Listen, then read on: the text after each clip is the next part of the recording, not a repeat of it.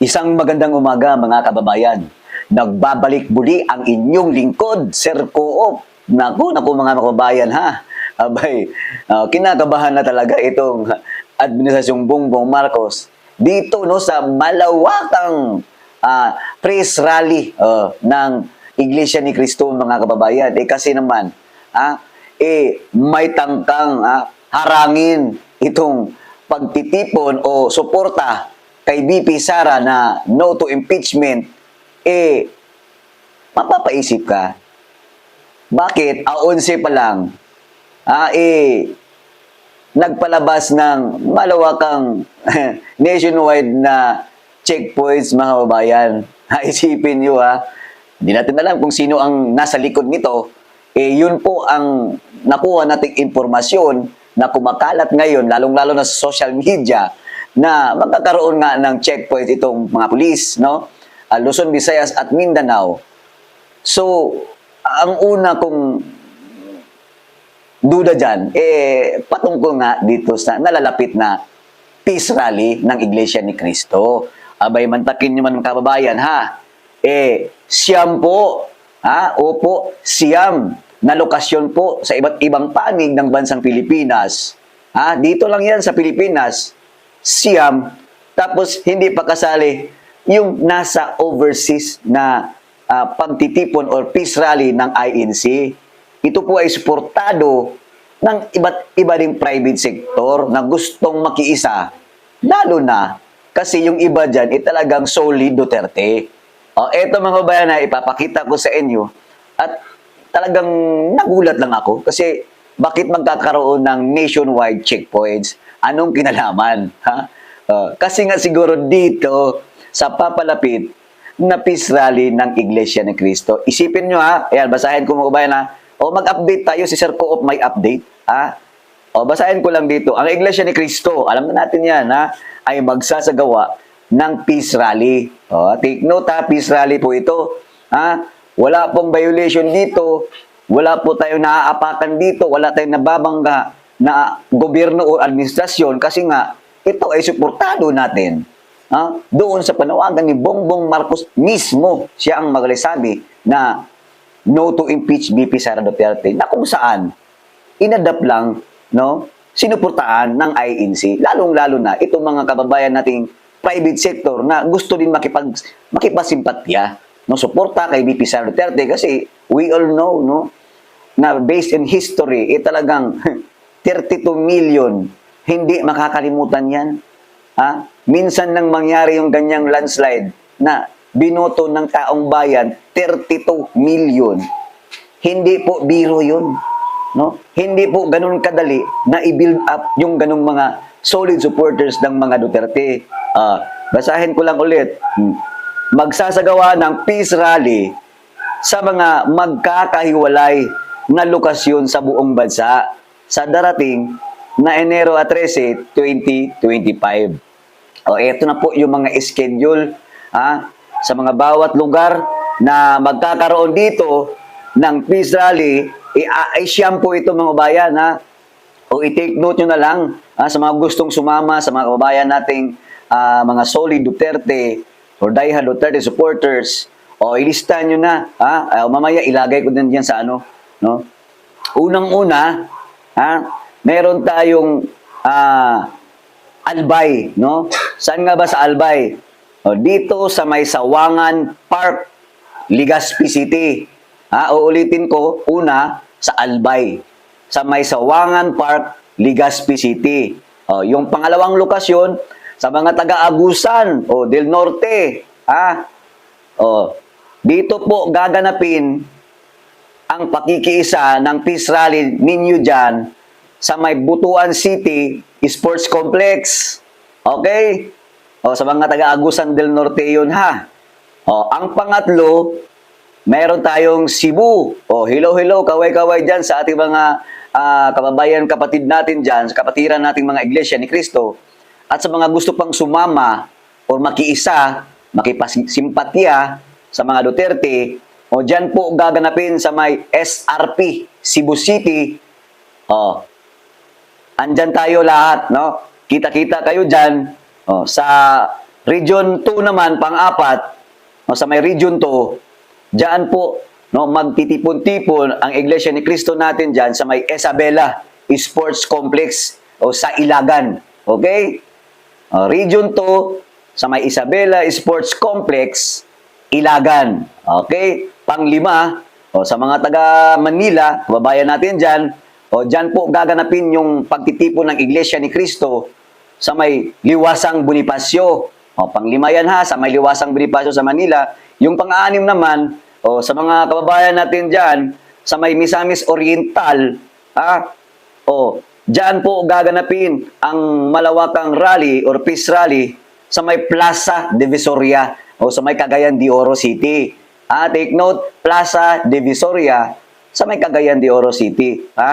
Pang-7, doon sa mga kababayan natin na sa lugar sa Palawan, doon po gaganapin, no, ang pagtitipon or peace rally ng mga kababayan natin dyan sa Provincial Capital of Palawan. Doon kayo pumunta sa Provincial Capital of Palawan, ha? Sa may Palawan yan. Pang-8, dyan sa may taga Iloilo Province, dyan po gaganapin sa Freedom Grandstand, Iloilo City. Okay? Sa mga taga Iloilo, no, sa mga kababayan natin gusto makiisa sa peace rally, dyan gaganapin sa Freedom Grandstand, Iloilo City. Ang pang-siyam, mga kababayan ni Ngagba, sa Ilocos Sur. Ilocos Sur to, dyan gaganapin sa vegan specific location to be determined. Hindi pa daw na-determa. Hindi pa po na-confirma kung saan talaga ang specific location sa Ilocos Sur, ha? Dyan sa may vegan. Okay? Basta mag-update na lang tayo kung ano yung final. Ulitin ko, yung una, sa Albay, sa Sawangan Park, Legazpi City. Pangalawa, sa Agusan del Norte, dyan sa may Butuan City Sports Complex. Pangatlo, dyan sa may Cebu, no, sa may SRP, Cebu City, gaganapin yung peace rally dyan. Pang-apat, sa Region 2, dyan mismo sa may Isabela Sports Complex, Ilagan.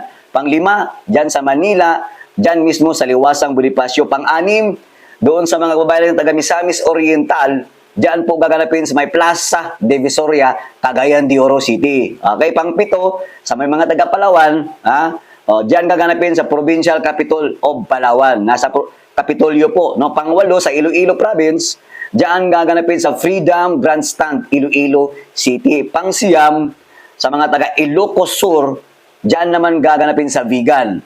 So, later na lang po yung specific kung saang lokasyon.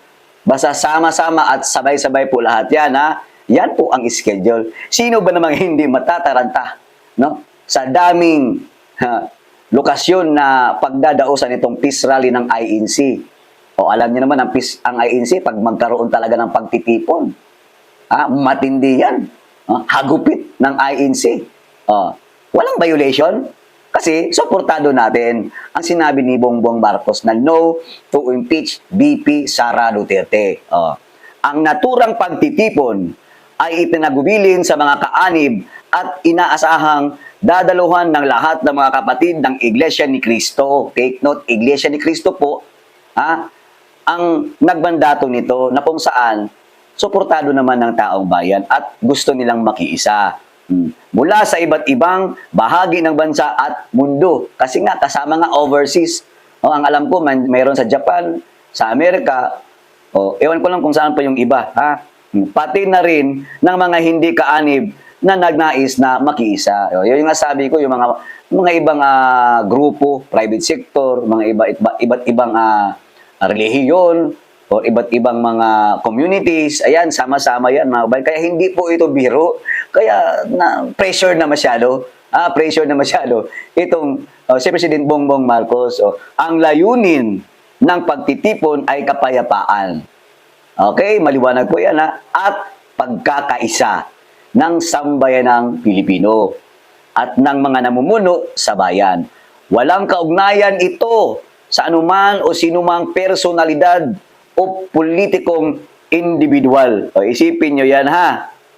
Walang kinalaman. Okay? Inaasahan ang posibleng mabigat na daloy ng trapiko sa paligid ng mga nabanggit na lugar. Tama yan. Kasi hindi po talaga biro itong malawakang pagtitipon or peace rally kasi INC naman po ang nag-organisa nito. Kaya pinapayuhan ang lahat na umiwas sa nasabing lugar upang maiwasan ang anumang abala. Tinitiyak ang kaligtasan at seguridad ng lahat ng dadalo o magkaroon ng sapat na pag-iingat laban sa sinumang maaaring mapagsamantala upang magdulot ng kaguluhan. Take note, ito po'y peace rally, kapayapaan at pagkakaisa. Okay? Pagkatapos ng pagtitipon, sisiguraduhin na ang lugar ay maiiwang malinis, maayos at walang anumang kalat. Ang Iglesia ni Cristo ay para sa kapayapaan at pagkakaisa. Sino ba naman ang hindi kakabahan dyan? Ha? O, yan ang totoong may mandato, meron talagang nag-organisa. O, hindi gaya nitong iba, mga bayan, papakita ko lang sa inyo kasi wala sa ayos eh. Gagawa-gawa ng mga kalukuhang pagtitipon or anong tawag dyan?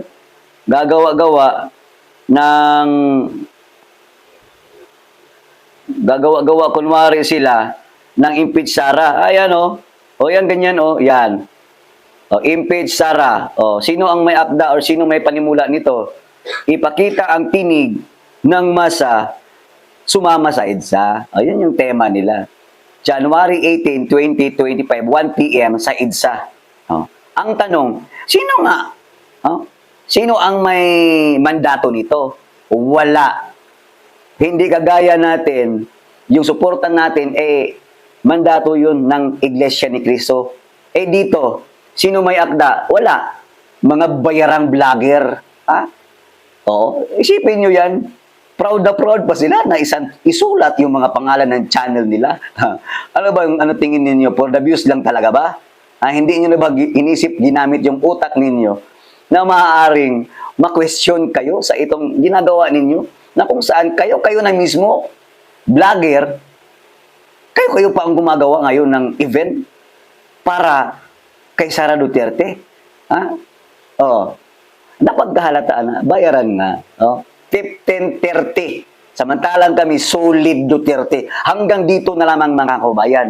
Hindi ko na iisa-isahin yan kasi baka ay mga sikat na yan sila kasi mga mayayamanin yan siyempre naman bayad system, mayayaman yan. Hanggang dito na lamang, maraming salamat mga kabayan. Mag-iingat po tayo lagi at sama-sama tayo sa nalalapit na peace rally ng Iglesia ni Cristo. Maraming salamat and God bless us all. Bye!